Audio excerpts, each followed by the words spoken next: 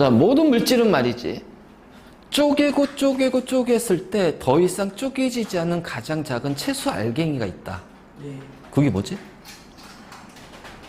원자, 원소, 아니. 정확하게. 소율아, 뭐지? 감량. 원, 소? 원자. 선생님, 좀 원자를 듣겠습니다. 원자, 원소? 내기? 콜? 이게 참 그래. 이게 그 기본적인 단어라는 게 그게 참 까다로운 거야. 자, 모든 물질을 쪼개고 쪼갰을 때 더 이상 가장 쪼개지지 않은 최소 알갱이를 우리는 뭐라 하냐면은 원자라고 한다. 그래서 우리가 이제 원자에 대해서 이미 이제 한 번씩은 배웠지만 조금 더 깊게 좀 들어갈 거야. 자, 원자는 물질을 구성하고 있는 가장 작은 최소 알갱이를 원자라고 그래. 원자. 그러면 자, 이 원자는 있잖아. 우리가 돌턴의 원자설을 배웠잖아. 그치? 기억나? 돌턴의 원자설. 그 원자설에 의하면은 이 원자는 말이에요.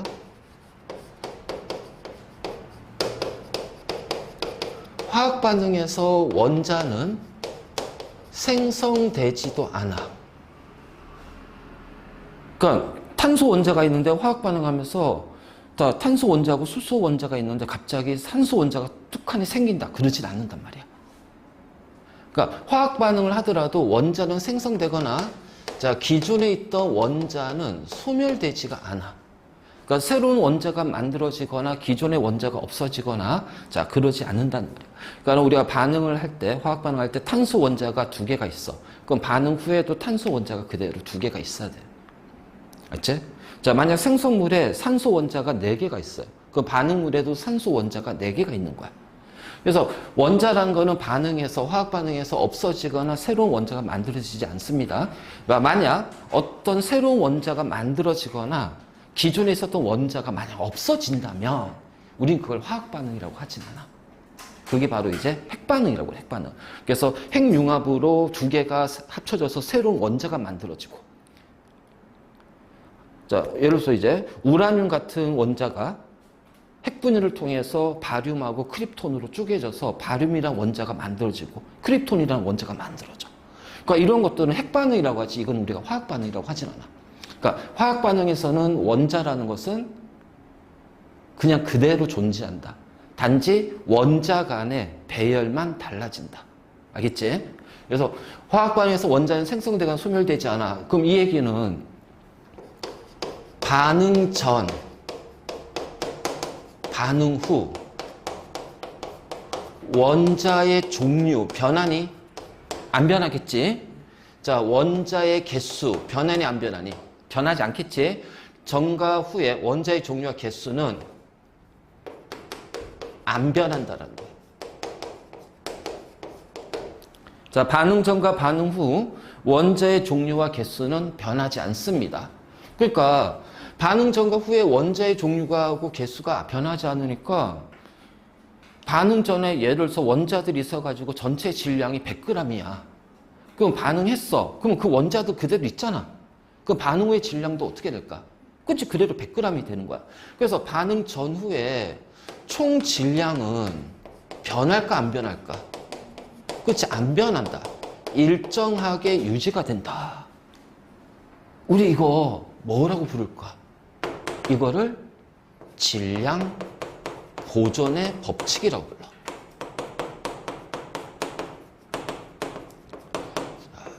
그래서 이 질량 보존의 법칙은 3학년 1학기 1단원에 대놓고 문제로 막 나와.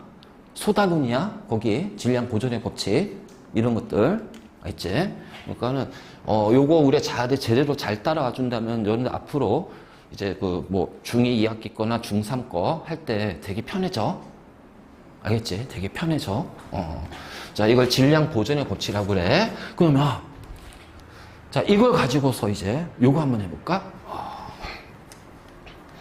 자, 여러분들 우리 이제 연료로 사용되는 것 중에 뭐가 있냐?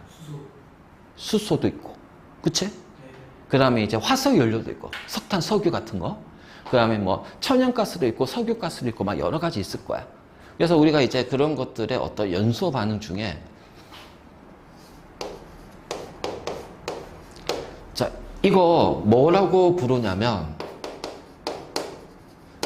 프로페인이라고 부른다. 프로페인.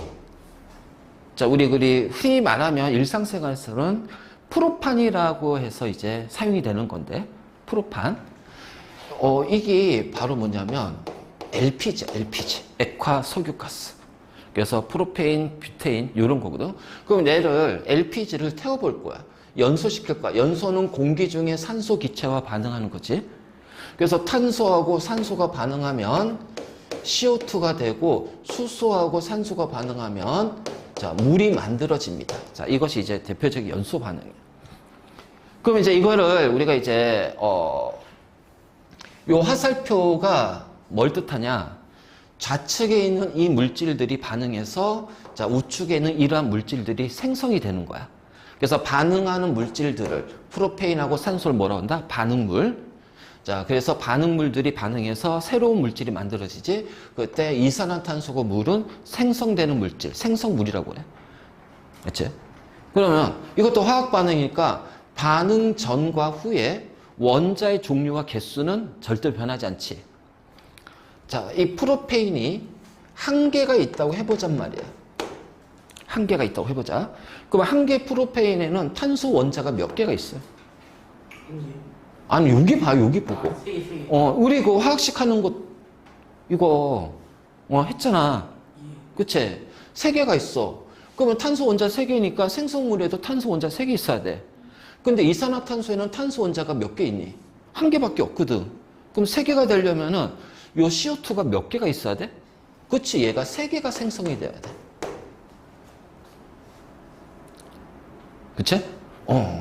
자. 수소 원자 8개가 있습니다. 맞니? 그럼 생성물에도 수소 원자 8개 있어야 돼요. 근데 물에는 수소 원자 몇 개 있어요? 2개가 있어요. 그럼 8개 되려면 물 분자 몇 개 있어야 돼? 그렇지. 4개가 있어야 돼.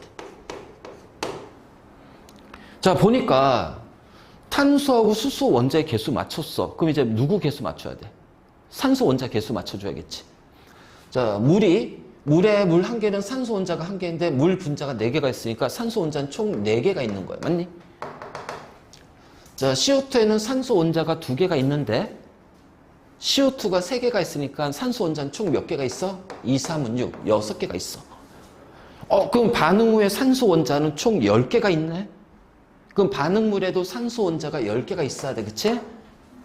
근데 O2니까 산소 원자가 2개입니다. 10개 되려면 O2가 몇 개 있어야 돼요? 그렇지, 5개가 있는 거야. 5개. 이거 있잖아. 3학년 1학기 때 이거 화학 반응식 이거 완성하는 거 바로 나와. 그러니까 미리 연습 다 할 거야. 알지? 미리 연습해서 다 알게 만들어 놓고 시작할 거야. 그래야지 3학년 때 조금 더 쉽게 공부하지. 안 그래? 공부는 쉽게 하는 게 제일 좋아. 그러기 위해서 기본적인 것들 잘 잡아놔야 그 다음에 계속 어려운 내용 나와도 그걸 쉽게. 그러면 이제 문제 풀면서 그 완벽하게 가는 거지. 알지? 자, 그렇다면 프로페인. 한 개 프로페인은 5개의 산소 기체와 반응해서 자, 3개의 이산화탄소 기체와 4개의 물 또는 수증기가 만들어진다는 거야. 그래서 이러한 어떤 반응물과 생성물 사이에 물질의 개수가 1대 5대 3대 4라는 개수비로 반응하잖아. 반응하고 생성되잖아. 그치? 그럼 이 비를 우리가 여기다 반응식에다가 표시해 보자는 거야. 알지? 근데 항상 꼭 기억할 게 우리가 어떤 개수를 표시할 때는 한 개는 숫자 1을 표시하지 않는다. 그럼 숫자가 없으면 몇 개야? 봐봐. CO2 할 때 C 아래 1이란 거 없잖아. 근데 얘는 탄소 원자가 한 개라는 거 알잖아. 왜? 한 개일 때 1은 표시하지 않는다는 거지. 그러니까 얘는 한 개니까 요 앞에는 숫자를 적을 필요가 없어. 그치? 대신 여기에 5가 들어가는 거야. 그리고 여기 3개니까 CO2 앞에 3이 들어가고요. 자, 물은 4개니까 H2 앞에 4를 붙여줘요. 자, 이런 식으로 해서 우리가 화학 반응식을 맞춰줬을 때 이렇게 화학식 앞에다가 앞에 숫자를 붙여넣잖아. 그치? 그 숫자의 B가 우리는 얘를 뭐라 하냐면은 개수비라고 합니다. 개수비. 개수비. 그래서 프로페인과 산소하고 CO2하고 물은 1대 5대 3대 4가 된단 말이야. 그럼 우리가 이 개수비 가지고 뭘 사용할 거냐? 이렇게 써먹을 거야. 그래서 완성시킨 것이 이렇게 되잖아.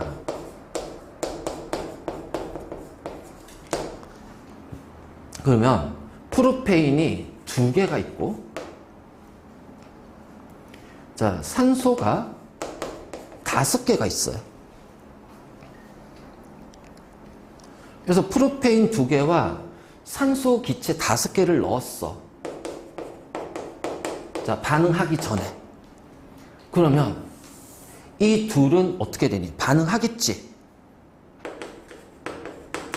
자, 몇 대 몇의 개수비로 반응해? 몇 대 몇으로 반응해? 1, 5. 1대 5로 반응하잖아요. 그치? 그러니까 1대 5로 반응하니까 생각해봐. 프로페인이 2개가 모두 반응한다면 산소는 몇 개가 반응해야 돼? 1대 5로 반응하니까 10개가 반응해야 되잖아. 아니, 그런데 산소는 5개밖에 없어. 그러니까는 프로페인이 2개가 모두 반응할 수는 없는 거야. 그치? 그러면은, 산소가 5개가 모두 반응하면 프로페인은 1대 5니까 1개가 반응할 거다. 그렇다면 CO2는 몇 개가 생깁니까? 1대, 5대, 3대, 4니까 CO2는 3개가 만들어지겠죠? 자, 물은 4개가 만들어지겠지? 그래서 반응이 모두 끝났어. 자, 반응 후야, 반응 후. 그러면 프로페인은 2개 중에 1개가 반응했으니까 1개가 반응하고 남아있겠지? 자, 산소는 5개가 있었는데 5개가 모두 반응했으니까 빵개가 됩니다. 자, CO2가 3개가 생겼죠? 자, 물이 4개가 생겼죠? 자, 바로 요런 식으로 자, 우리가 이용할 거라는 거야. 알겠네? 바로 이제 요렇게. 웃긴 건, 이 중3 때 이게 문제가 나와. 이렇게 해서 문제가 나와. 맞지? 자. 아까 그 연료 중에 민영이 얘기한 수소가 있지, 수소. 그래요. 그러면은 수소를 태워보자. 자, 염소는 무조건 공기 중에 산소하고 반응하는 거야. 그러면 수소하고 산소가 반응하면 뭐가 생길까? 물이 생긴다. 알겠지? 물이 생긴다. 그러면 얘를 1개라고 해보잔 말이야. 그러면 여기도 몇 개 있어야 돼요? 1개가 있어야 되겠죠. 맞니? 수소 원자 2개니까. 근데 자, 산소 원자를 보니까 여기는 1개예요.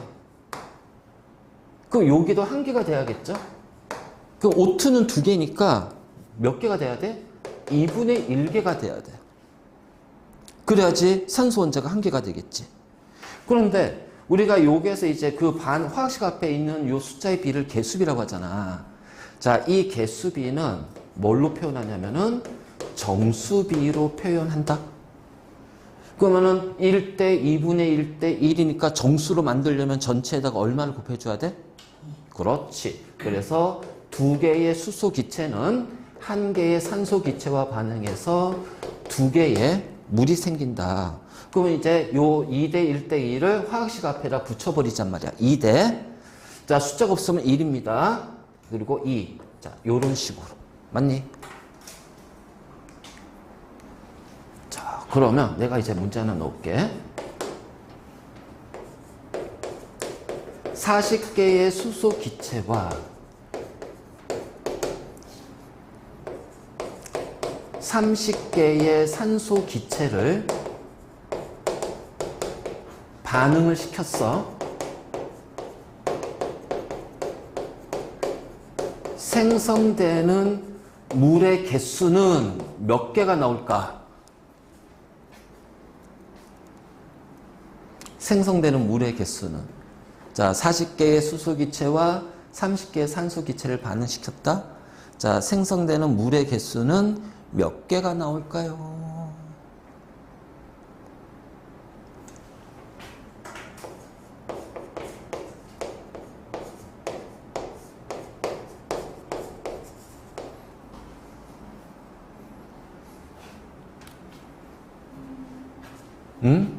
몇 개? 30개?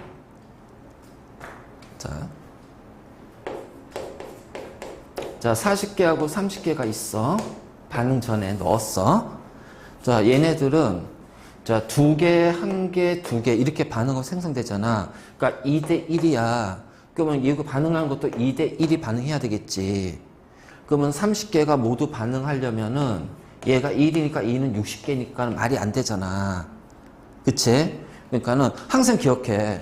여기가 2개잖아. 그러면은 둘 다 반응하고 남는 건 없어. 자, 둘 중에 하나는 다 반응해서 0이 돼야 돼. 또는 둘 다 0이 되거나. 이거밖에 없다. 알겠지? 그러니까 쉽게 말해서 얘가 0개가 되거나 또는 얘가 0개가 되거나 이렇게 되는 거야. 무슨 얘기인지 알겠지? 그러면 얘가 0개가 되려면 30개니까 2대 1이잖아? 그럼 얘는 60개가 반응해야 돼. 말이 돼요? 안 되는 거야. 그러니까 얘가 0개가 아니란 얘기죠. 그러면은 얘가 반응하고 0개가 되는 거야. 그럼 몇 개 반응해야 돼? 40개가 반응해야 돼. 자, 그러면 산소는 몇 개가 반응해야 돼? 2대 1이니까 20개가 반응하겠지. 그래서 10개의 산소가 남아. 반응하고. 그러면 2대 1대 2니까 물은 몇 개가 생겨? 40개가 생깁니다. 그래서 이제 우리 중3 때 질문 이거야. 생성되는 물의 개수와 반응하고 남은 물질과 그 물질의 개수가 몇 개냐? 생성된 물은 40개고요. 반응하고 남은 물질은 산소고요.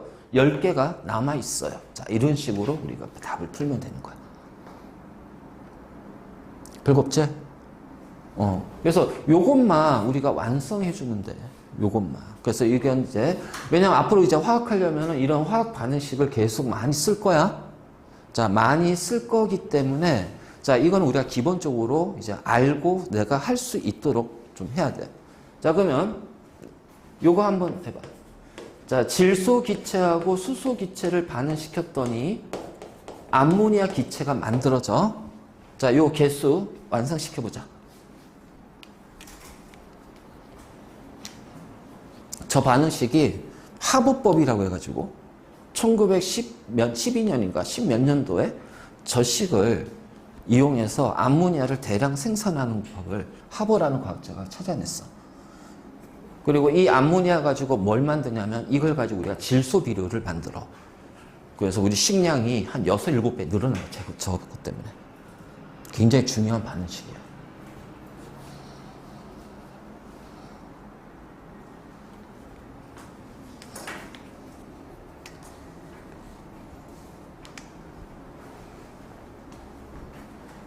자, 모든 걸 다 외울 수는 없기 때문에 규칙을 정확히 이해한 다음에 그 규칙에 맞게끔 내가 해주면 된다.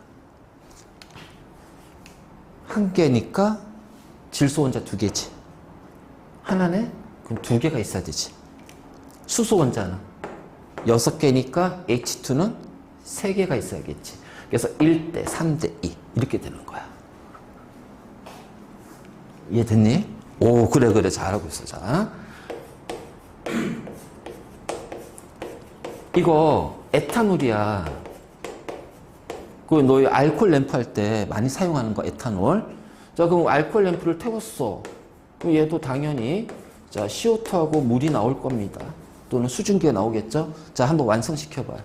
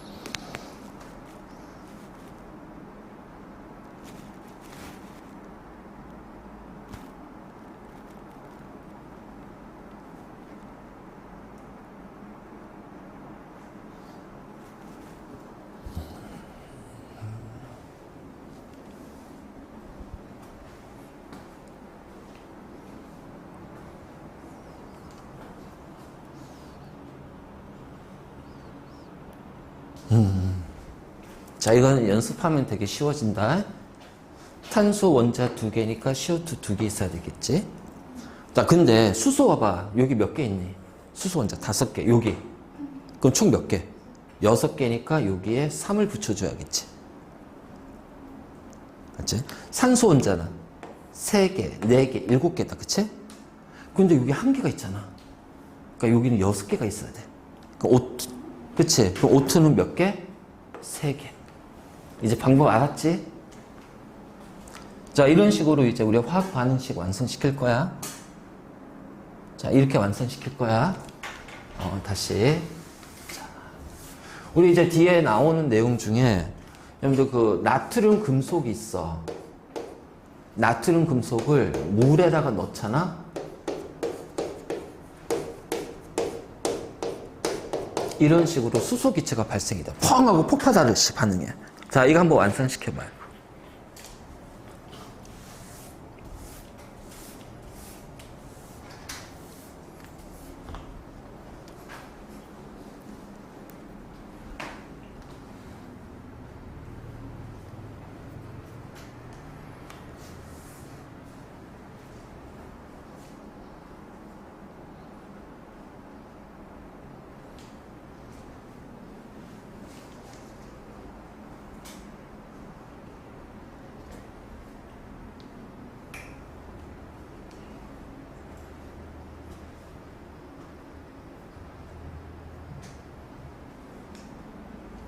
자, 항상 하나를 1로 놓고 시작해.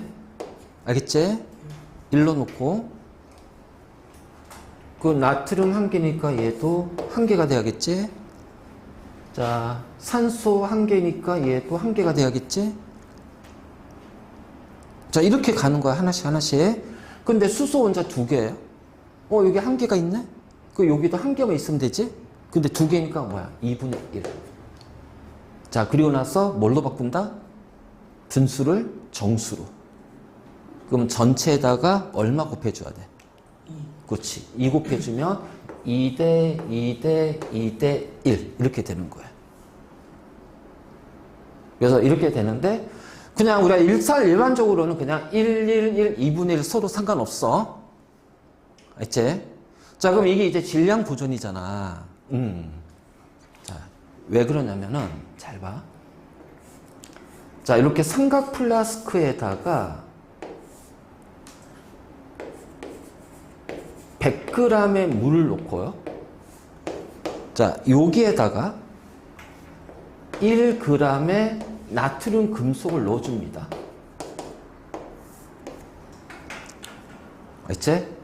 자, 그랬더니 자, 여기에 질량을 측정했어. 측정했더니 100.6g이래요. 그러면 뭐야? 반응 전의 질량은 다 합하면 몇 g이지? 101g이잖아. 자, 반응 후의 질량은 100.6g이잖아. 아니, 선생님, 반응 전과 후의 질량은 똑같다면서요? 왜 달라요? 아니, 똑같아요. 똑같아. 전과 후의 질량 무조건 똑같은 거야. 질량 보죠. 그러면 요 차이가 얼만데? 0.4g이 차이가 나잖아. 그 이 0.4g은 뭔데? 이게 수소기체잖아. 생성되면서 수소기체 어떻게 돼? 날아가잖아. 맞니? 그러니까 질량 보존을 통해서 반응 전의 질량이 101g이니까 반응 후의 질량도 101g이 돼야 돼. 근데 얘는 100.6g이야. 그럼 0.4g이 뭘까? 날아간 수소 기체의 질량이 되겠구나. 자, 이렇게 되는 겁니다.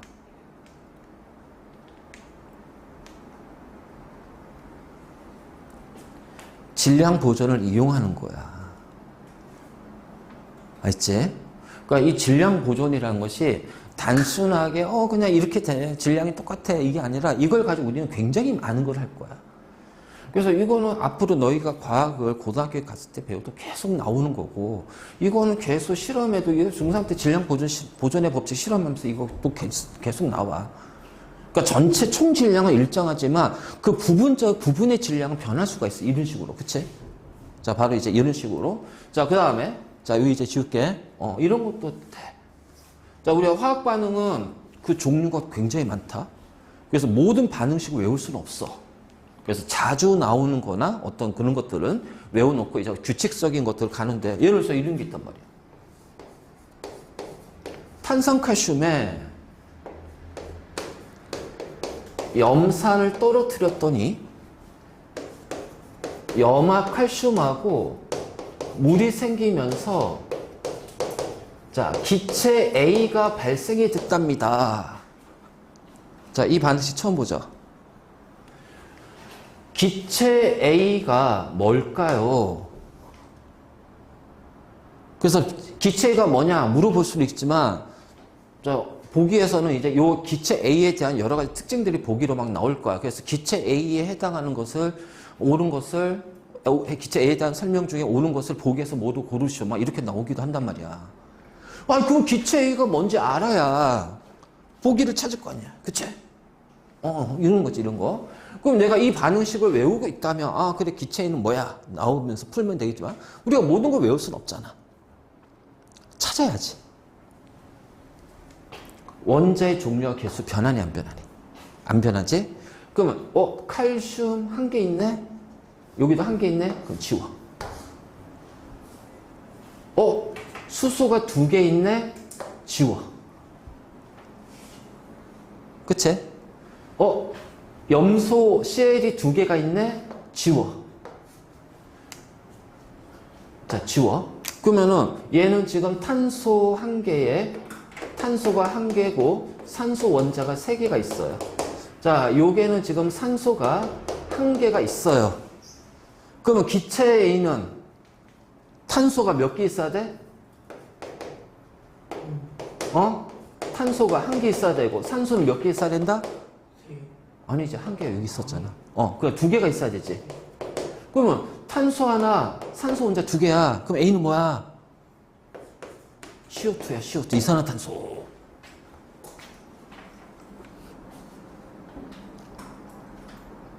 자, 질량 보존이라는 걸 가지고, 자, 요렇게 우리 확인할 수 있어. 그치? 자, 다시.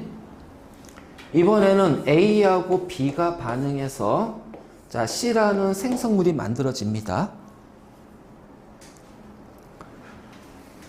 자, 요 반응식이 있어요. 그리고 나서 4g의 A가 자, 모두 반응했더니 10g의 C가 생성이 되었답니다. 알죠? 그러면 자, A 대 B 대 C에 반응하고 생성되는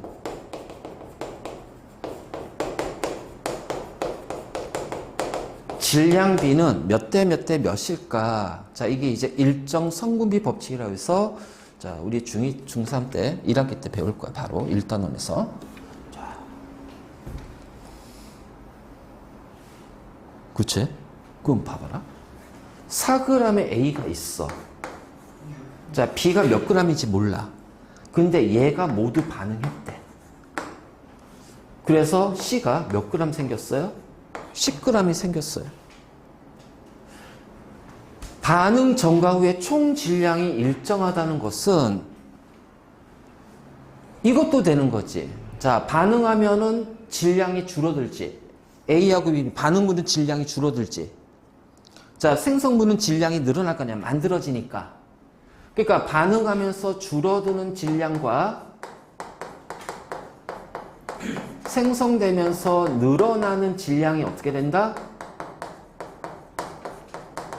같다라는 거야. 이것이 바로 이제 질량 보존이 되는 거야. 그러면 늘어난 질량이 10g이니까 줄어드는 질량도 몇 g이 돼야 돼? 10g이 돼야 된다. 그치? 그래야지 전체 질량의 변화가 0 될 거 아니야. 그러니까 10g이 늘어났어. 근데 A는 4g이 줄어들었네? 그럼 B는 몇 g이 줄어들어야 돼? 6g이 줄어들어야 됩니다. 그치? 그럼 A 대 B 대 C는 반응하고 생성되는 질량비가 4대 6대 10. 그래요. 4대 6대 10. 즉 2대 3대 5의 질량비가 나오는 거구나. 그래서 반응물과 생성물 사이에는 일정한 정수비의 질량비가 성립이 됩니다. 이거를 일정 성분비 법칙이라고 얘기하는 거예요. 자, 이 모든 시작은 다 저 질량 보존의 법칙으로 이 많은 것들을 우리가 다 얘기할 거야. 알겠지? 바로 이거예요. 그래서 우리가 원자라는 거, 우리가 이제 1학기 때 배웠던 원자의 개념은 그냥 말 그대로 그냥 원자의 그냥 정의 정도만 했던 거잖아. 그럼 이제 거기에서 그 정의에서 이제 요거 조금씩 들어가면서 이렇게 개념들이 확대가 된다는 거야. 근데 여기까지는 우리가 중3 개념이고 이제 여기에서 요거를 조금 더 이제 숫자를 복잡하게 넣어주면 그게 고등 개념이 되는 거야. 계산을 조금 더 복잡하게 하면은. 그 이제 고등학교에서 배우는 개념이 되는 거야. 알겠니? 자, 그래서 우리가 원자 관련된 법칙은 질량 보존도 있고 방금 했던 일정 성분비 법칙도 있고 배수비례 법칙도 있어. 근데 제일 중요한 건 질량 보존이야. 이걸 가지고 우리가 굉장히 많은 거를 이제 할 수가 있다는 거지. 자, 그러면 이제 그래. 자, 원자의 구성이에요. 자, 이거는 이미 한 번씩 다 했던 거다. 우리 내신하면서. 자, 원자는 그 중심에 딱딱한 원자핵이라는 것이 있어요. 그리고 이 원자핵 주위를 전자가 돌고 있습니다. 알겠니? 그리고 이 원자핵 안에는 다시 양성자라는 입자와 중성자라는 입자로 이루어져 있다. 그치? 그래서 양성자, 영어로 프로톤이야. 그래서 양성자의 기호를 P라고 표현할 거야. P. 중성자는 영어로 뉴트론이에요. 뉴트론. 그래서 N이라고 표현할 거예요. 소문자 N. 전자는 일렉트론이에요. 그래서 E라고 얘기할 겁니다. 자. 그치? 그랬을 때 이 양성자, 중성자, 전자, 자, 입자를 더 쪼개면 양성자, 중성자, 전자로 이제 되는 거고, 이 양성자와 중성자가 모여서 원자 핵을 이루고 있고, 그 다음에 그 주위를 전자들이 운동하는 거야, 운동하는 거. 이 개념 굉장히 중요한 개념이야. 우리가 화학에서 이제 이렇게 쭉 나왔지만 나중에 물리 파트에서는 이것이 전기 자기의 개념이 돼. 전기 자기의 개념도 여기서부터 시작이 돼. 알지? 자, 이 양성자는 플러스 전기를 띈다. 그래서 이렇게 P 플러스라고 할 거야. 자, 중성자는 전기를 띄지 않아요. 그래서 제로예요. 전자는 마이너스 전기를 떼요.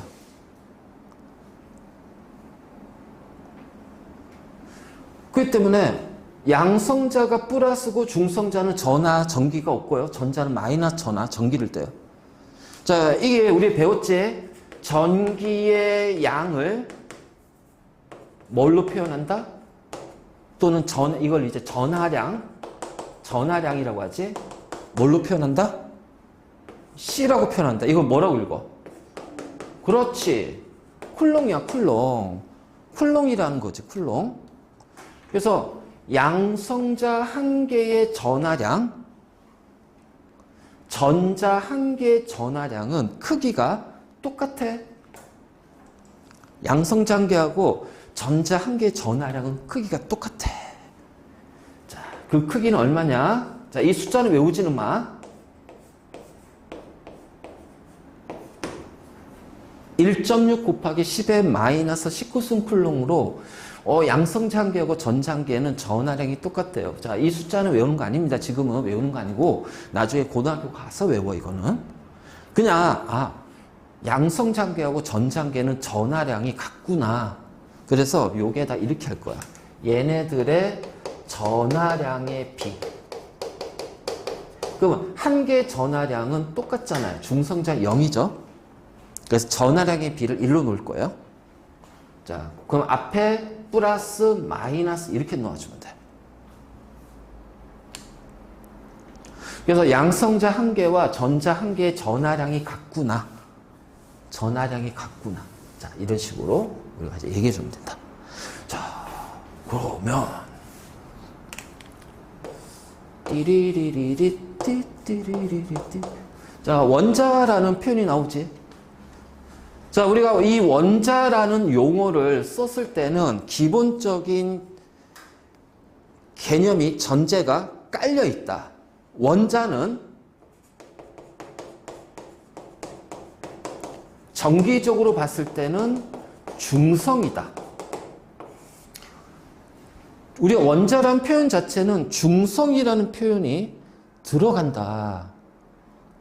자, 왜냐면 어떤 원자가 플러스 전기를 떼어.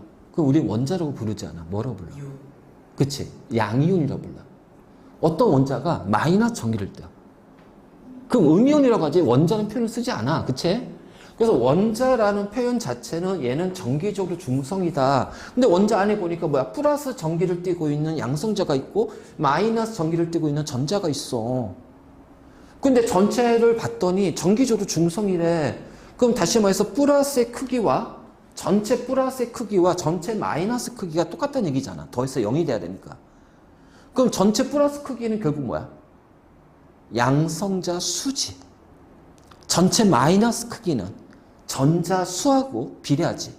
그러니까 전체 플러스 크기는 양성자 수에 의해서 결정이 되고 전체 마이너스 크기는 전자 개수에 의해서 결정이 되는데 양성자랑 전자는 전하량이 똑같아요. 그럼 결국 뭐란 얘기야? 원자 안에서는 양성자 수와 전자 수가 같다라는 거야. 그치? 그래서 원자 안에는 양성자 수와 전자 수가 같아요. 그런데 말입니다. 나중에 이제 우리 그 주기율표에서 이 주기율표라는 것이 어떻게 발전이 되고 지금의 주기율표까지 왔느냐에서 몇 명의 과학자 이름이 나올 거야. 그 중에 이제 마지막 우리가 이제 모질리란다. 모질리. 내가 이제 그 애들 장난치고 모질리. 모질리. 모질리라는 과학자가 찾아내.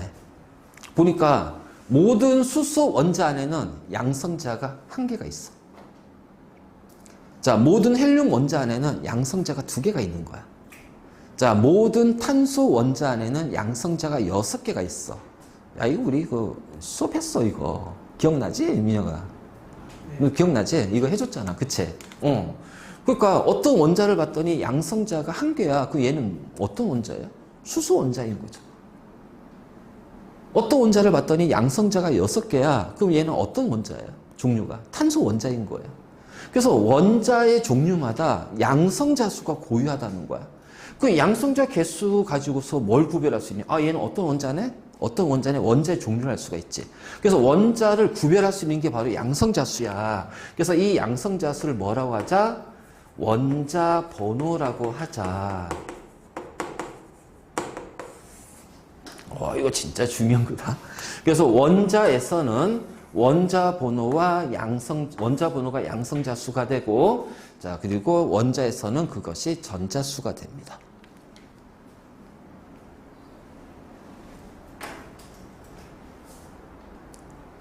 그치? 배고파. 오늘 아무것도 안 먹었는데. 자, 다음. 양성자든 중성자든 전자든 간에 입자잖아. 네. 그럼 입자면은 뭘 가지고 있을까? 물질이 가지는 고유한 양. 질량. 그렇지. 그래서 양성자나 중성자나 전자나 모두 질량을 가지고 있다. 자, 우리가 한 개 질량이 얼마인지 외울 필요는 없어요. 고등학교에서는 이거 안 외워요. 알지? 근데 나중에 이제 뭐 이쪽 관련해서 뭐 대학 가게 되면 그때는 외우고 있어야 돼. 나는 전자 한 개 질량밖에 못 외워. 양성자, 중성자 질량까지 알아. 나도 암기 되게 싫어하는 사람이야. 진짜 외우는 거 되게 싫어해. 그렇다고 해서 싫어한다고 해서 안 외우는 건 아니야. 나 A4 용지 16장 앞뒤로 쓴 거를 이틀 만에 다 외운 사람이야. 씨발 대학 가서 시험 보는데 유기화학을 보는데 유기학 교수가 시험 문제 있잖아. 큰 대단원 있지. 아, 대단원이야. 소단원 있지. 소단원에 제목 쓰고 여기에 대한 내용 다 쓰라. 그 시험 문제. 그러면 수업 때 막 노트 있지. 그걸 전부 다 요약 정리를 하는 거야. 그랬더니 막 A4 용지 앞뒤로 해가지고 16장이 나오는 거야. 이거 다 외워야 돼. 뭐가 나올지 모르잖아. 이틀을 외웠어, 이틀. 그래서 토시 하나 글자 안 틀리고 다 외웠어. 하루는 그냥 막 공부했어. 그리고 그 다음에 이틀째는 반나절은 이제 안 보고 막 써. 그리고 빠진 거 고치고. 그랬더니 반나절 한 6시간이니까 외워지더라. 그럼 그 다음에 뭐야? 이제 빨리 쓰는 방법. 빨리 써야 될 거 아니야. 시험 시간 1시간이니까. 내용 많잖아, 쓸게. 이틀 다 외웠어. 그래서 암기는 제일 좋은 방법이 뭔지 알아? 백지. 그러니까 하루는 막 공부했고 하루는 백지에다가 내가 외운 걸 막 쓰는 거야. 그리고 빠진 거 다시 체크해서 외우고 쓰고 계속 해서 6시간을 막 돌렸더니 한 뭐 4-5번 하니까 다 외워지더라고. 16장 앞뒤로. 이게 암기, 그래서 백지 암기법이 진짜 좋은 거야. 확실하게 암기하려면. 알지? 바로 그 얘기야. 왜냐면 내가 경험해봐서 알잖아. 경험해봐. 그래서 그 교수님 생각나는데 그 교수님이 나 되게 예뻐했어. 왜냐면 난 대학 때는 공부를 별로 안 했거든. 막 놀았거든. 그러니까 대학 4학년 때 막 밤에서 이제 그 동아리 있잖아. 활동하잖아. 그 동아리 방에서 새벽 밤새도록 막 술 먹고 막 놀고 아침에 이제 우리 학과 가면 이제 개인 락하겠잖아. 그 락카에 가서 가방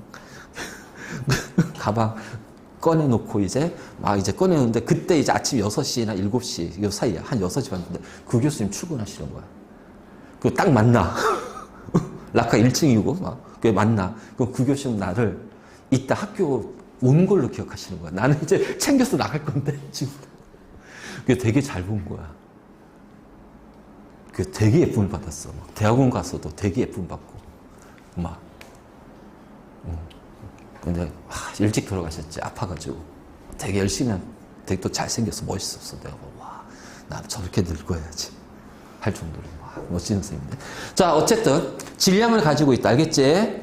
그래서 질량의 크기 비교해보자. 자, 질량비. 양성자 한 개하고 중성자 한 개는 질량이 거의 똑같아요. 아주 미묘하게 중성자가 조금 더 커. 이게 중성자가 조금 더 커. 아주 미묘하게. 근데 거의 비슷하기 때문에 우리가 일로 놓자. 그러면 전자 한 개의 질량은 양성자, 중성자 한 개의 질량에 평균적으로 봤을 때 1840분의 1배 해당이 된다. 1840분의 1. 그러니까 양성자 한 개의 질량이 되려면 전자가 몇 개가 있어야 돼? 1840개가 있어야 양성자 한 개의 질량과 같다는 얘기야. 그치? 근데 지금 우리가 발견되고 있고 이제 나중에 뭐 인위도 만들었지만 우리가 원소의 종류가 118개야. 그 원자 번호가 118번이라는 얘기거든. 그럼 118번이니까 전자가 많아야 뭐야? 118개라는 얘기예요. 그러니까 이 전자 한 개의 질량은 너무 작다라는 거지. 그래서 너무 작은 이 한 개의 질량을 어떻게 하자? 무시하자. 요 정도로 작아요. 9.1 곱하기 10의 마이너스 28승 g입니다. 진짜 작잖아. 이거 거의 없는 거랑 마찬가지야. 아니 마이너스 28승 g이야. 전자 한 개가.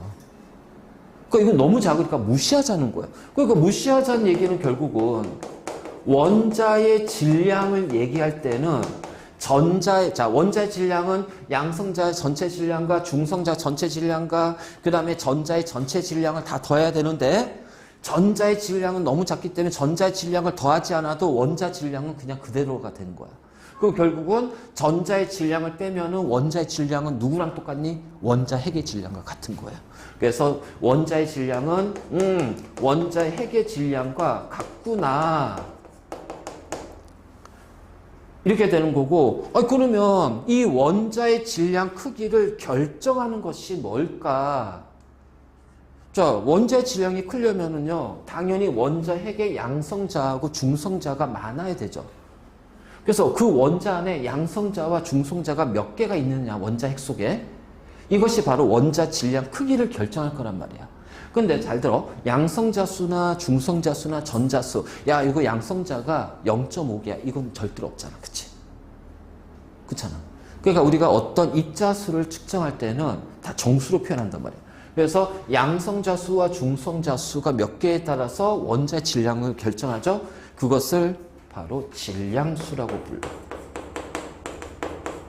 그래서 얘는 양성자 수와 중성자 수의 합이 됩니다. 그리고 참고로 이 질량수를 다르게 표현하면 뭐라고 한다? 원자량이라고 얘기한다.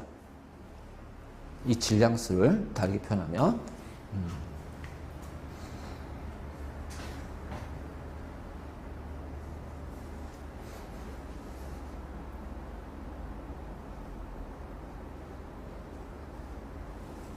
자, 나트륨 있어. 아래천자로 11이 들어가고 윗천자로 23이 들어간다. 자, 이 11이 뭘까요? 다 배웠잖아. 기억하세요. 원자량. 원, 자, 번호. 알지? 네. 자, 그럼 23이 뭘까? 얘가 질량수.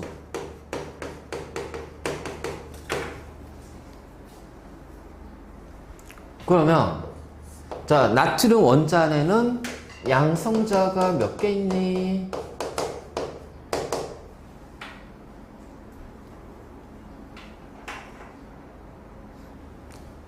원자 번호가 11번이니까 양성자 수가 몇 개 있는 거야? 11개? 11개가 있는 거예요. 자, 전자수 몇 개니? 몰라요. 아니죠. 원자잖아. 이온 아니잖아. 플러스 마이너스 없잖아. 그 원자니까 전자수 몇 개야? 11개야. 똑같잖아. 원자에서는. 그러면 중성자수는 몇 개야?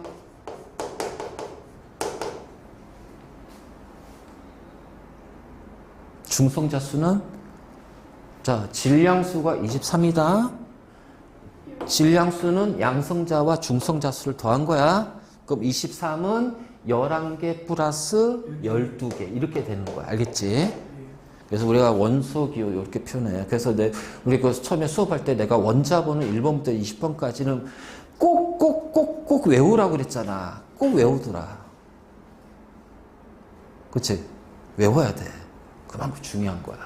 자, 바로 이제 이런 거죠. 그러면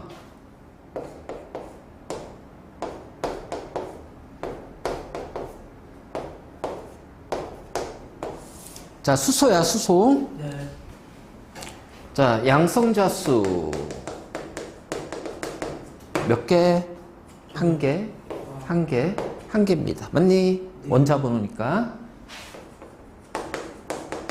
전자수. 그렇지? 한 개, 한 개, 한 개. 이온이 아니라 원자니까. 만약 여기에 플러스를 붙였으면 뭐가 0이 되는 거야. 알겠지? 네. 근데 플러스가 안 붙었으니까 한 개야. 자, 중성자수 몇 개니?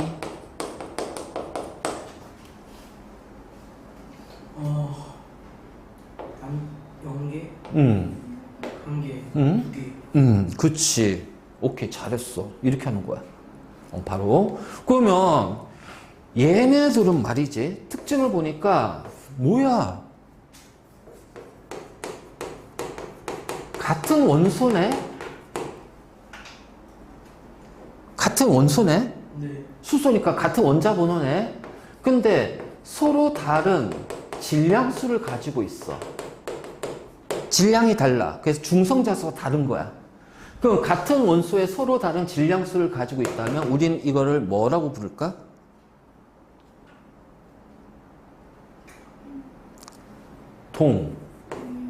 그렇지. 동위 원소라고 부른다. 알겠니? 이게 동위 원소야, 동위 원소. 그리고 내가 하나 물어볼게. 모든 원자 핵에는 중성자, 양성자와 중성자가 같이 존재한다. 맞니? 네. 모든 원자 핵에는 모든이 들어갔어. 모든. 얘는 없잖아. 수소는. 그치? 그래서 질량수 일자리를 우리가 일반적으로 수소라고 얘기하면 질량수 일자리야. 자, 질량수 일자리를 뭐라고 부를까요? 질량수가 2배가 됐어요. 더블. 중수소라고 해요. 물이 수소하고 산소로 이루어져 있잖아. 네. 그 중에서 중수소, 그 수소가 중수소로 이루어진 물을 뭐라 하냐면 중수라고 그래, 중수. 무거운 물. 자, 질량수 3짜리를 뭐라 하냐면은, 자, 삼중수소라고 그래요, 삼중수소. 이게, 태양에서, 우리가 태양 에너지의 근원이 뭐냐면은, 수소 원자들이 서로 융합을 해. 그래서 뭐가 되냐면 헬륨이 만들어져. 그때는 요 수소고요. 그 다음에 혹시 여러분도 많이 들어봤을 텐데 인공태양 들어봤지? 인공태양 뉴스에서 많이 나오는데, 자, 인공태양 기술은 전 세계적으로 우리나라가 최고 제일 좋아. 그러니까 태양에서 발생하는 에너지를 지구에서 인위적으로 만들자는 거야. 태양 에너지를. 그러니까 태양을 만들자. 그때 인공태양에서는 얘하고 얘를 이용해. 얘랑 융합을 시켜서 헬륨을 만들 거야. 알지? 그래서 바로 이제 요거는 기본적으로 저거, 동위원소.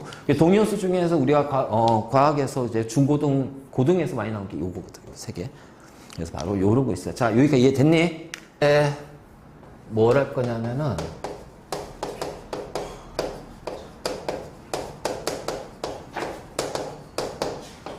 자, 원자의 전자 배치. 그 뒤에 나올 거야, 뒤에. 이거요? 원자의 전자 배치. 하고, 그 다음에 이제 주기율표로 넘어갈 거예요. 주기율표 바로 가지 않고.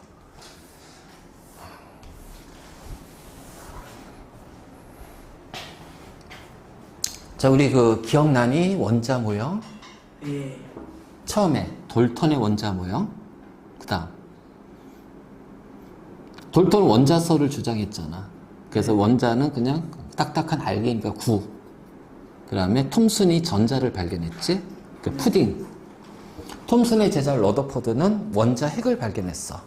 그래서 원자 핵을 중심으로 전자들이 행성 운동하는 거죠. 그래서 행성 모형. 그리고 러더포드 제자인 보우가 보우의 모형을 얘기를 해. 그리고 이제 현대 모형인데, 우리가 이 원자의 전자 배치에서 자, 요거 할 거야.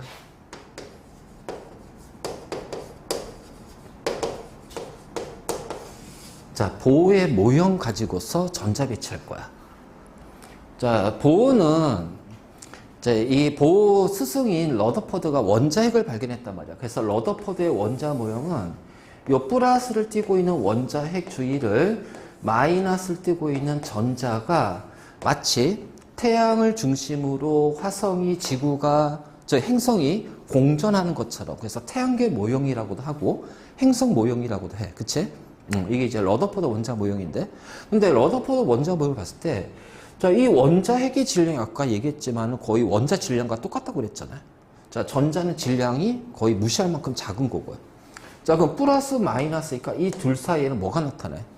핵이 잡아당기는 정기적인 인력이 나타날 거야. 그치? 그럼 인력에서 끌려갈 텐데, 가벼운 것이 끌려가니 무거운 것이 끌려가니? 그치, 가벼운 게 끌려가요.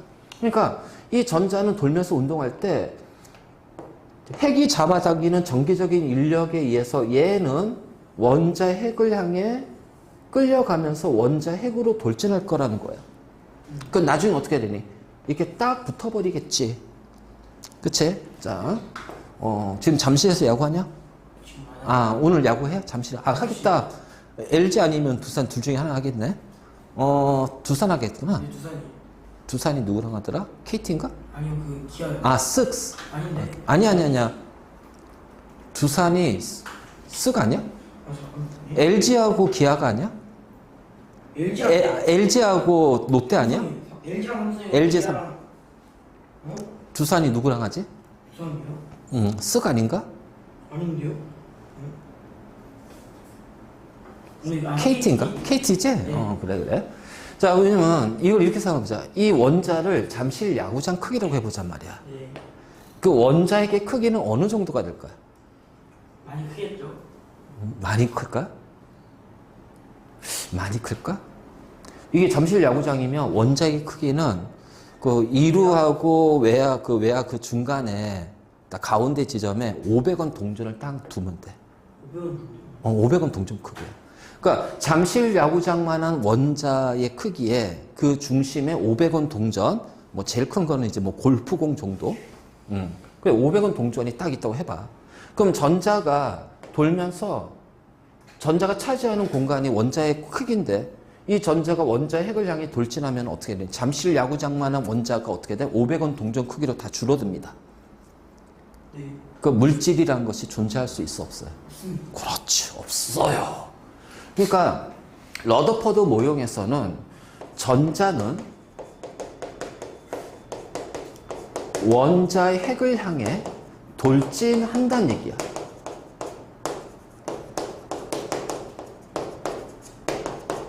근데 실제로는 돌진해야 안 해요. 그러니까 이거를 이제 어떻게 설명할 거냐라는 거야. 그치? 분명히 전자는 원자의 핵을 인력에 의해서 원자 핵을 향해 돌진해. 그래서 이거 있잖아. 슈퍼컴퓨터로 가상 시뮬레이션 했더니 요이 땅 했더니 10의 마이너스 13승초 만에 딱 달라붙어. 그게 뭐예요? 아니 실제로 이제 이게 이제 돌진을 한다고 했을 때 시뮬레이션을 돌려봤어. 컴퓨터를 이용해서. 그래서 요이 땅 했더니 딱 달라붙는데 걸리는 시간이 10의 마이너스 13승초야. 그게 몇 초예요? 1초를 10의 13승 등분해봐. 아주 막, 그치? 근데 실제로는 돌진 안 해. 그래서 그 러더퍼드 제자인 보어는 이거를 이제 어떻게 해서 돌진하지 않을까를 먼저 가정을 한 다음에 실험을 해요. 그래서 이제 여러분들 우리 그 1학기 때 배웠던 것 중에 선 스펙트럼 기억나나? 네. 이제 그 실험을 러더퍼드 대신 보호가 해. 수소 기체를 놓고 선 스펙트럼 실험을 해. 그래서 그걸 통해서 두 가지 사실을 밝혀냅니다. 자, 전자는 원자 핵을 향해 돌진하면 안 돼. 네. 돌진하지 않는다. 그건 돌진 안 한다는 얘기는 일정한 궤도 안에서 전자들이 운동하고 있는 거야. 그 일정한 궤도를 뭐라 하냐면은 전자 껍질이라고 할 거야. 전자 껍질. 전자 껍질이요. 껍질. 자, 그러면 움직이고 있는 물체는 자, 움직일 때 갖고 있는 에너지를 우리가 운동 에너지라고 그래. 네. 그러면 자, 이게 움직이다 보면은 결국 운동 에너지 점점 어떻게 되니? 줄어든단 말이야. 그렇잖아. 우리가 내가 물체를 딱 던졌을 때 얘는 쭉 가다가 점점 속력이 느려지잖아. 그치? 그럼 가지고 있는 에너지가 줄어드니까 점점 속력이 줄어들어. 그러면 전자는 궤도 안에서 움직이더라도 어떻게 돼? 어느 순간 멈출 거란 얘기지. 그럼 전자가 멈추면요. 원자는 아무런 기능을 못 해요. 전자가 움직여야 전자들끼리 결합을 하고 전자가 뛰쳐나가서 양이온이 되고 밖에 있는 전자를 끌어와서 음이온이 되고 여러 가지 막 반응들이 일어나고 결합이 형성이 된단 말이야. 근데 전자가 멈추게 됐지. 멈추면 안 되잖아. 그러니까는 움직이는 전자는 에너지가 어떻게 돼? 줄어들어서는 안 돼. 줄어들면 안 되는데. 줄어들어서는 안 돼. 그래서 자, 그 왜 줄어들지 않을까? 이 전자 껍질은 항상 일정한 크기의 에너지를 가지고 있기 때문에 그 안에 있는 전자는 첫 껍질이 가지고 있는 에너지를 늘 가지고 있는 거라. 그래서 그 전자 껍질이 가지는 에너지를 에너지 준위라고 한다. 에너지 준위. 그래서 보호의 모형은 전자 껍질과 에너지 준이야. 자, 여기가 원자 핵입니다. 실험을 통해서 이걸 다 찾아내요.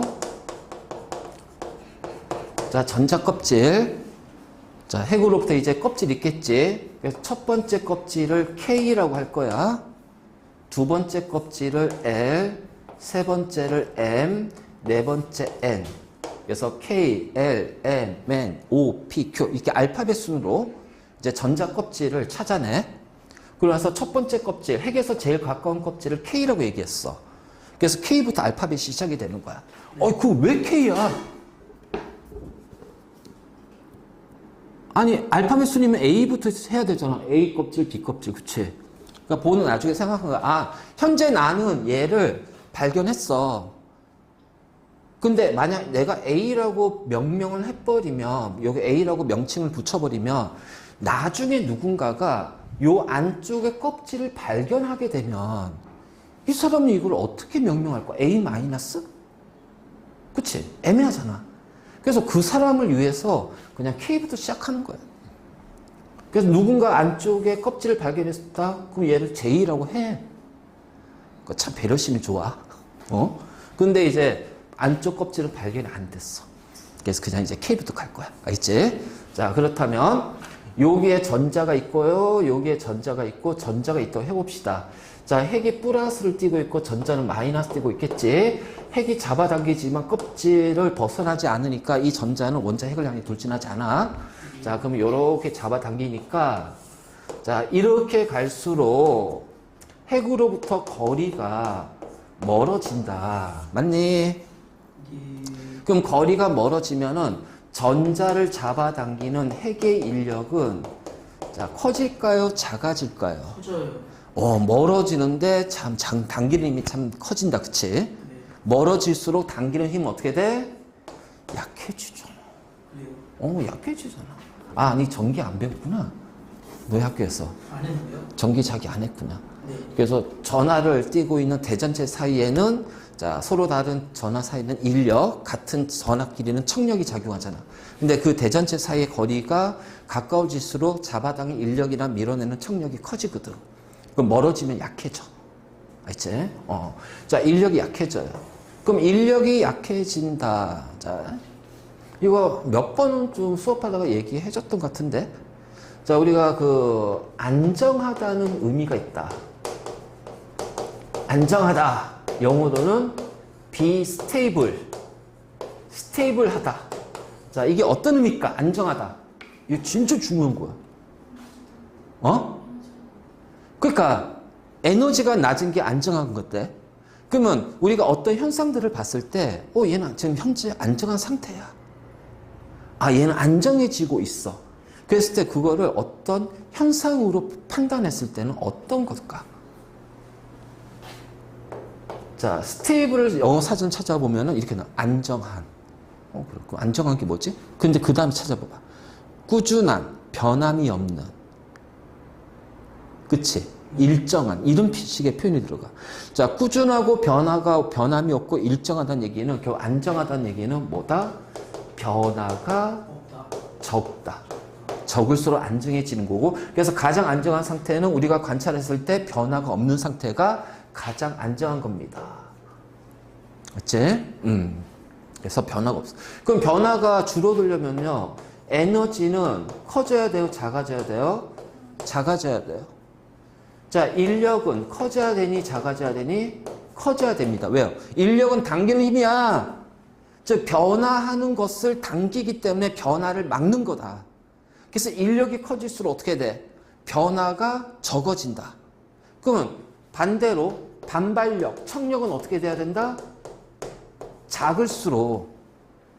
청력은 밀어내는 거야. 밀어내니까 청력이 커지면 변화가 잘 생겨. 그러니까 안정하다 의미는 바로 이런 의미고요. 이 의미 가지고서 앞으로 화학이든 물리든 우리가 과학에서 가장 기본적으로 판단하는 기준 중에 하나야, 이거. 그래서 많은 것들이 이걸로 많이 설명이 될 거야. 기본 이해는 이걸로 많이 할 거야. 그래서 이거 반드시 머릿속에 집어넣어.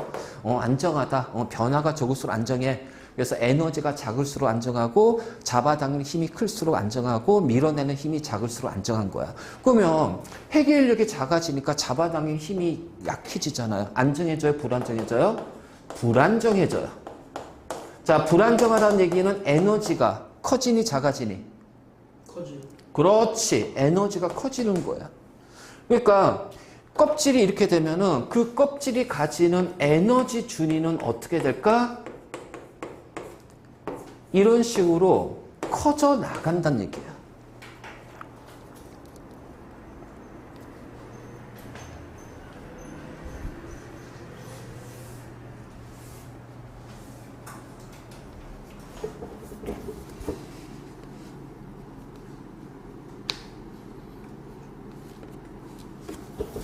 자, 그러면 이제 이렇게 했으니까 아까 우리 그 나트륨이 원자번호 11번이라고 그랬잖아. 그치? 네. 그 얘는 양성자가 11개고 전자가 11개입니다. 맞니? 그러면 11개 전자가 지멋대로 막 아무렇게나 막 있지 않을 거예요. 그쵸? 얘네들은 자, 11개 전자가 이제 차곡차곡 들어가야 돼요. 그러면 전자가 채워지는 것도 어떻게 돼요? 안정한 상태로 채워져야 되겠지. 네. 그 안정한 상태라는 거는 결국 이 전자들이 가지는 전체 에너지가 제일 최소가 되는 형태로 채워질 거야. 그러니까 에너지 준위가 가장 낮은 껍질이 뭐예요? K 껍질이에요. 네. 그래서 우리가 전자를 배치할 때는 K 껍질에부터 전자를 채울 거야. 몇 개 들어가냐면 2개가 들어가. K 껍질에 전자 2개 채워. 그럼 K 껍질에 전자 2개 다 채우면 그 다음에 L 껍질에 전자를 8개를 채울 거예요. 그리고 M 껍질에 8개 채울 거예요. 딴 거 말고 요 순서만 외워요. 288. 2개, 8개, 8개. 그러면 나트륨은 전자가 11개니까 전자는 어떤 식으로 껍질에 채워질까? K 껍질에 2개 채우고 에너지 준위가 가장 낮은 것부터 먼저 채우는 거야. 그러면 L 껍질에 8개 채웠으니까 몇 개 채웠니? 10개 채웠지? 근데 11개니까 나머지 1개가 남잖아. 그러면은 그때 M 껍질에 전자가 하나가 채워지는 거야. 그래서 안정한 상태, 에너지가 가장 낮은 상태. 그래서 이 상태가 전자들에 갖는 총 에너지 준위가 가장 최소가 되겠죠. 맞니? 이것보다 더 작은 에너지를 가지는 전자들은 더 이상 없잖아. 그럼 우리는 이거를 뭘 하냐면은 바닥 상태의 전자 배치라고 해요. 바닥 상태. 그래서 전자 배치는 K 껍질에 2개 채우고 L 껍질에 8개 채우고 M 껍질에 8개 채워. 이건 이제 보호의 모형으로 채우는 거고, 통합에서는 우리가 보호까지 나와. 그리고 이제 너희가 이제 고등학교 2학년이 되면 이제 그 다음에 현대 모형으로 전자 배치할 거야. 그래서 오비탈이라는 것이 쓱 들어가. 근데 그건 고2 때고, 고2 때는 수능 과목이 아니니까, 내신 과목이니까. 그래서 요렇게 돼. 자, 그럼 이제 지금부터 288 순서대로 자, 전자를 한번 채워봅시다. 자, 여기 이제 지워도 돼요?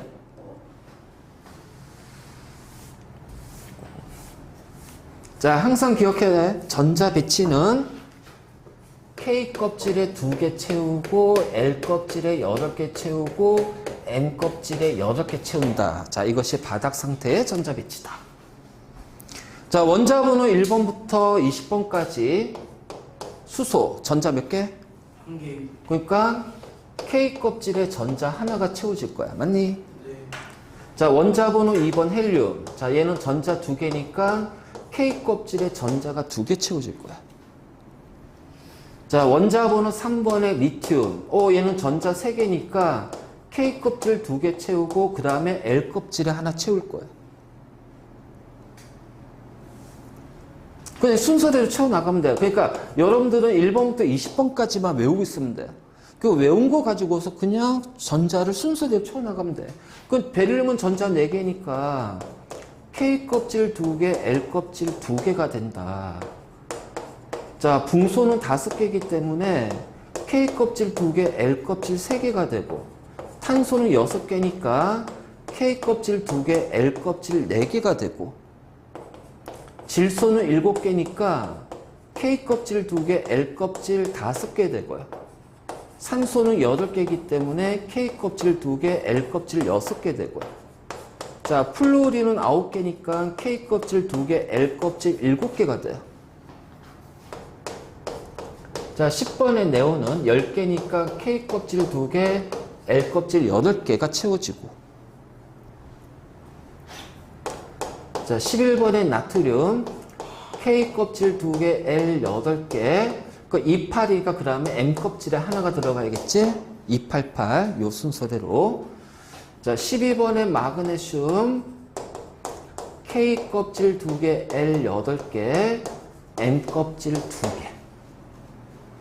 됐지? 네. 어디까지 하는 거예요? 20번까지 할 거야. 네. 1번부터 20번까지. 아, 그걸 해야 이제 우리가 주기율표를 할 수가 있고. 9번까지밖에 못 썼는데요, 쌤. 아, 난 13번밖에 못 썼어. 천천히 써. 괜찮아. 자, K 껍질 2개, L 껍질 8개, M 껍질 3개. 자, 14번의 규소. K 껍질 2개, L 8개, M 껍질 4개. 15번의 인. K 껍질 2개, L 8개, M 껍질 5개. 16번의 황. K 껍질 2개, L 8개, M 껍질 6개. 이거 굉장히 중요한 거야. 우리가 막 그냥 단순하게 외웠던 것들이 이제는 원리를 통해서 그것을 이해를 하고, 그래서 그 어려운 것들이 이제 조금씩 이제 쉬워지는 과정을 거치게 될 거야. 자, K 껍질 2개, L 껍질 8개, M 껍질 7개. 자, 18번의 아르곤, K 껍질 2개, L 8개, M 껍질 8개. 자, 19번의 칼륨, K 껍질 2개, L 8개, M 8개. 그럼 나머지 이제 M 껍질 하나가 들어가는 거야. 자, 20번의 칼슘, K 껍질 2개, L 8개, M 8개, N 껍질 2개. 자, 원자 번호 1번부터 20번까지입니다. 사랑한다 이글스, 오예. 영원하다 이글스, 승리의 함성.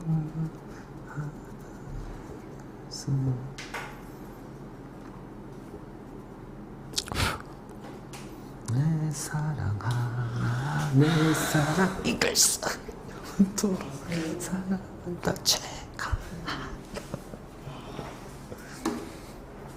다음 주에 기아랑 하는데? 기아 싹 이겨줄게. 기아를 떨고 해야지. 아니지, 우리가 기아를 떨고 해야지 너희가 유리하지. 아니, 괜찮아요. 됐어. 해나로 쓰는 거 볼 수 없고.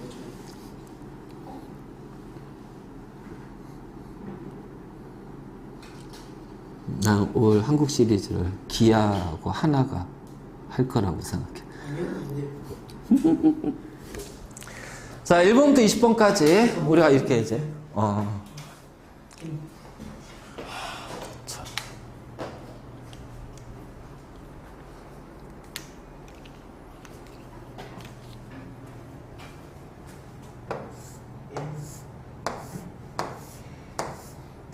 짠짠짠짠짠짠짠 짠짠짠짠짠짠짠짠짠짠짠 자, 내가 지금 밑줄 쳤다. 어디다 쳤니?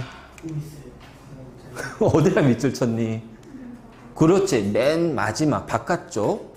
자, 이거를 우리는 뭐라냐면은 체외각 전자라고 합니다. 전자 배치할 때 마지막 껍질에 들어있는 전자를 체외각 전자라고 그래. 그러니까 칼륨은 체외각 전자 몇 개? 한 개. 칼슘은 2개. 아르곤 8개. 염소 7개. 이렇게 되는 거야, 그냥. 이런 식으로. 그래서 체외각 전자는 마지막 껍질에 들어있는 전자를 체외각 전자라고 한다. 근데 요거랑 같이 사용되는 용어가 있어. 뭐죠? 원자과 전자.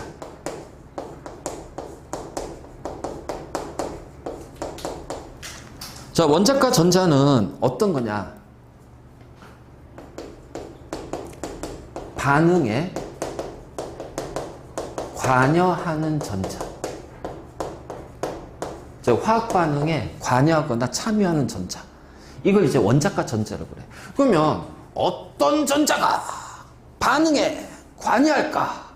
뭐가요? 반응에 관여하는 전자가 원자과 전자잖아.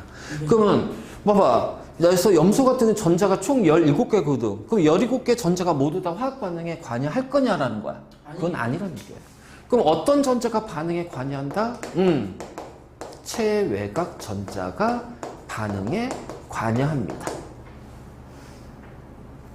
그러니까 체외각 전자 수가 결국 뭐가 돼? 원자과 전자 수가 돼. 그래서 정의가 다르기 때문에. 그래서 체외각 전자 수는 원자과 전자 수가 돼. 그래서 체외각 전자 수가 몇 개냐 물어보기도 하지만은 원자과 전자 수가 몇 개냐 자 이렇게 물어보기도 할 거야. 이런 식으로 물어보기도 할 거야.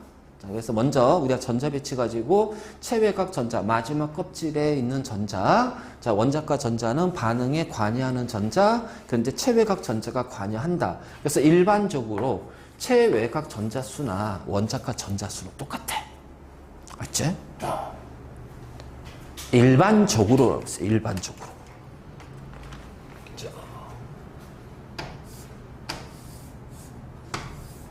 왜 헬륨은 그러게?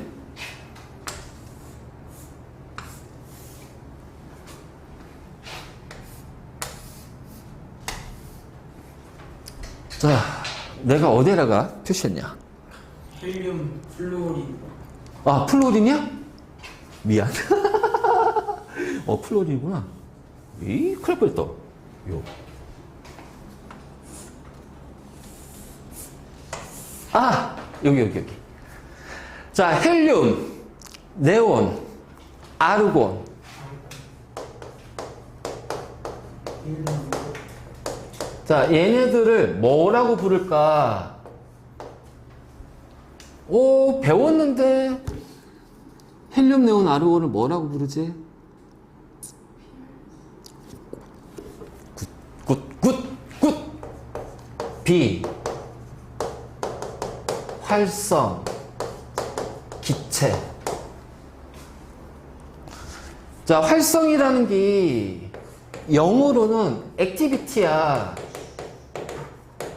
알지? 액티비티. 활성이라는 게 다르게 표현하면은 반응이란 뜻도 돼요. 비는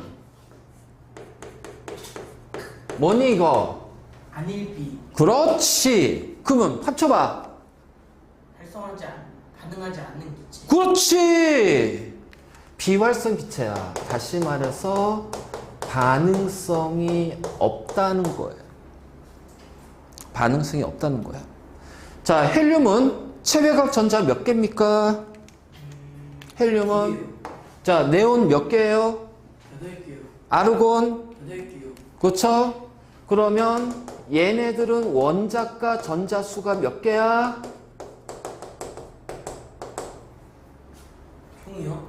원자과 전자 수, 헬륨, 네온, 아르곤 원자과 전자 수는 18개.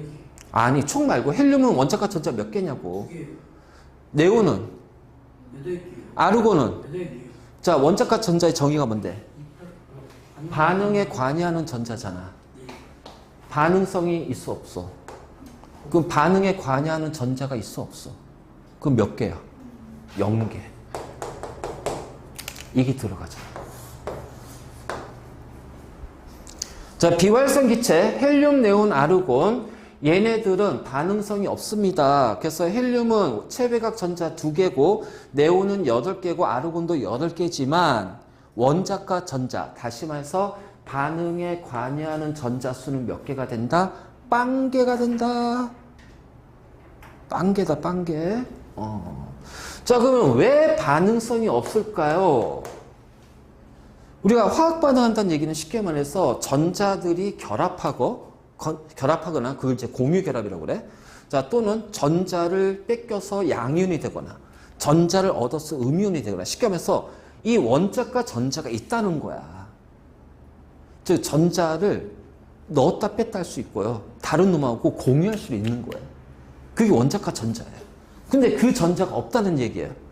그러면 그 자체로 얘네들은 그냥 이 헬륨의 전자 배치 요 자체로, 네온의 요 전자 배치 요 자체로, 아르곤의 요 전자 배치 요 자체로 계속 존재한다는 얘기예요. 다른 전자 필요 없어요. 왜냐하면 얘가 가장 안정한 전자 배치를 가지고 있으니까 변화가 생길 이유가 없지, 변화될 이유가 없지, 반응할 이유가 없지. 그래서 원자과 전자수가 연계가 되는 거야. 자, 그렇다면 말이야, 비활성 기체를 뺀 나머지 원자들은 어떻게 될까요? 원소들은 전자 배치가 불안정하지. 네. 자, 항상 기억해. 불안정한 것은 항상 그 반응의 방향이, 변화의 방향이 어떻게 된다? 안정해지려고 한다. 그러니까 3번의 리튬은 전자가 몇 개야? 3개잖아요. 네. 얘가 안정한 전자 배치가 되려면 누구의 전자 배치가 돼야 돼? 헬륨 아니면 네온이에요. 그럼 헬륨처럼 되려면 전자 1개를 버리거나, 얘가 네온처럼 되려면 전자 7개를 얻거나 해야 돼. 네. 버리는 게, 1개 버리는 게 편해? 7개를 얻는 게 편해? 버리는 그렇지. 그래서 얘는 전자 1개를 버려. 그래서 1가 플러스 양이온이 되는 거야. 그 얘는 전자 몇 개야? 2개가 되니까 누구랑 똑같아? 헬륨과 같은 전자 배치를 갖게 된단 말이야. 그치? 자, 마그네슘은 전자가 몇 개입니까? 12개요. 그 얘는 안정해요? 불안정해요? 전자 배치는? 불안정하죠. 그 안정한 전자 배치가 되려면, 네온 그치, 네온처럼 돼야겠지. 그 전자가 몇 개가 돼야 돼? 전자가 10개 돼야 되죠. 그러면 10개가 되려면 전자 2개를 어떻게 돼야 돼? 버려야 돼. 그렇지. 2개를 내놓는 거야. 그래서 이가 플러스 양이온이 되는 거야. 이해돼? 네. 바로 이거지. 그러니까 왜 이 전자 배치가 중요하냐면은 우리가 어떤 변화의 방향이라든가 얘가 어떻게 변할 건지를 외우는 게 아니라 예측할 수가 있다는 거야. 네. 예측을 할 수가 있다는 거야. 그러니까 이런 식으로 마그네슘, 리튬 마그네슘처럼, 자, 얘네들 안정한 전자 배치, 얘는 네온의 전자 배치를 갖겠지. 그래서 이렇게 안정한 전자 배치를 갖기 위해서 뭐가 된다? 전자를 버리고 양이온이 된다. 그래서 이런 식으로 해서 양이온이 되는 원소, 얘를 금속 원소라고 불러. 자, 우리가 금속, 비금속 막 구분하잖아. 네. 이게 금속이야. 그러니까 금속은 비활성 기체, 안정한 전자 배치를 갖기 위해서 뭐가 된다? 양이온이 된다. 그래서 양이온이 되는 것을 금속이라고 한다. 금속 원소. 그리고 이때 내놓는 요 전자가 뭐가 돼요? 금속의 자유전자가 돼. 자유전자. 금속은 자유전자가 있잖아. 그럼 그 자유전자가 왜 생겼어?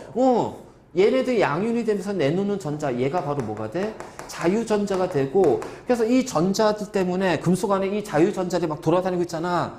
그래서 전기가 흐르는 거야. 도체가 되는 거야. 열이 전달이 잘 되는 거야. 바로 이런 것들이지. 이런 식으로 우리가 이제 판단할 수가 있는 거지. 자, 됐니?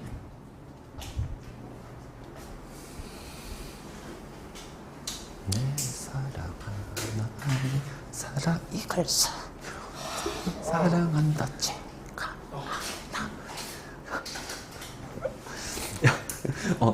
지난번에 저 이거 초등학교 5학년 과학 수업하기 시작했거든? 네. 남자애들 초등학교 5학년들 왜 이렇게 귀엽냐? 귀여워. 애기잖아, 초등학교 5학년. 너희 초등학교 5학년 때 생각해봐. 진짜 애기야. 와, 막 수업 듣는데 딱 앉아서 눈이 초롱초롱해. 두 번 수업했는데, 와, 그 중에 한 명이 하나팬이래. 대박. 있잖아요. 쌤 지금 여기 2명이잖아요. 뭐가? 쌤 포함해서 2명이잖아요. 저희도 2명이에요. 응? 얘들 2명 하나. 어쩌지. LG는 D2D야. 예? D2D야, D2D. 자, 이거 지워도 되지? 나도 이제 좀 조롱이란 걸 좀 해보자. 신민지 아니었으면 노이트 노론 당할 뻔했다며? 근데 홈런 맞았죠? 졌다며? 첫 홈런을.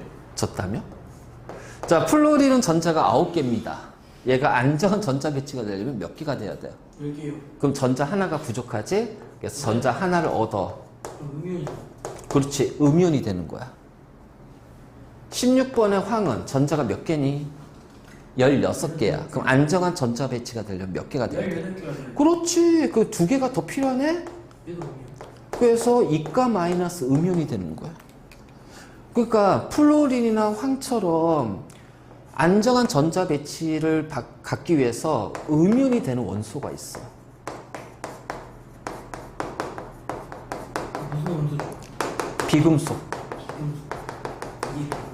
이게 자, 이제 우리 전자 배치 가지고 금속과 비금속 네. 확인했다. 네. 그건 이렇게 되는 거지. 자, 알루미늄, 네. 얘는 금속입니까? 비금속입니까? 얘요? 얘는 그 13번이니까 금속이죠. 네. 그러면 전자 3개를 내놓고 삼가 플러스 양인이 될 거예요. 네.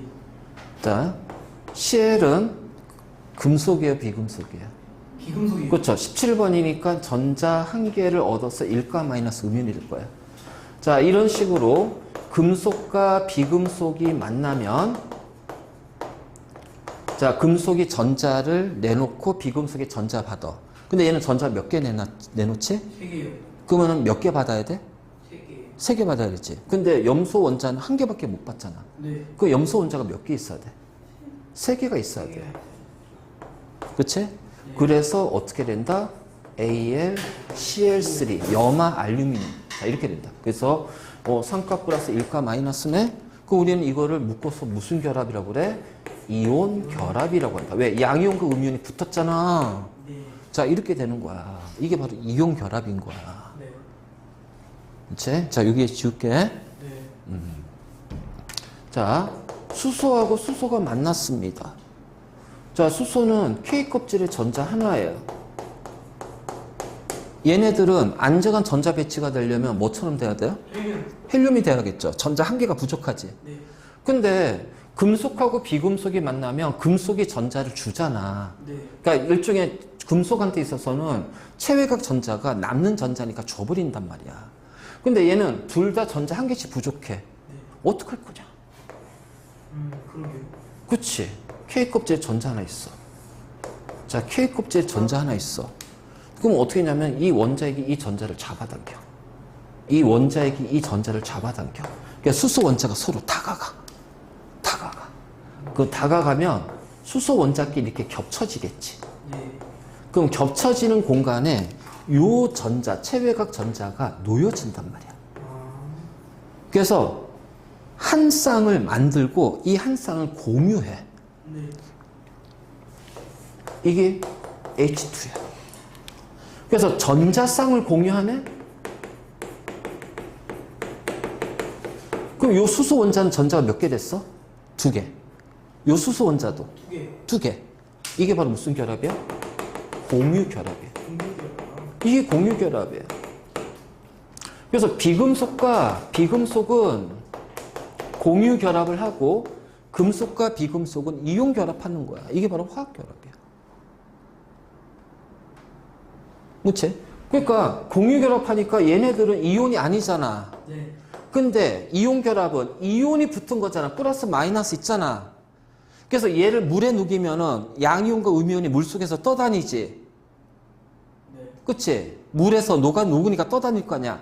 그럼 전기를 걸어주면 어떻게 돼? 양이온이 마이너스로 끌려가고 음이온이 플러스로 끌려가니까 얘를 물에 녹인 것은 전기가 흐른단 말이야. 그럼 우린 그걸 뭐라 불러? 전해질. 전해질. 근데 이렇게 공유결합하는 물질은 이온이 없잖아. 그래, 물에 녹았어. 설령 녹았다고 해보자. 근데 얘는 이온이 아니잖아. 전기 걸어줘. 끌려가? 안 끌려가요.